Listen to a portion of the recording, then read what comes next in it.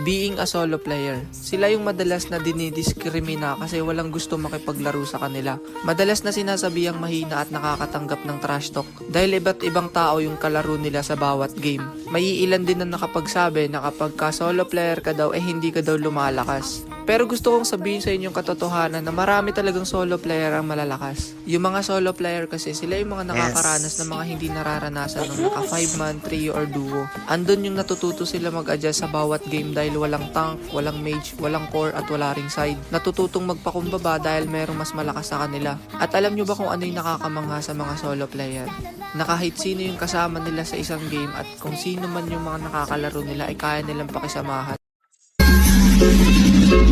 Yung mga ugod ng daldal, kadalasan sila yung mga wala talagang bubuga.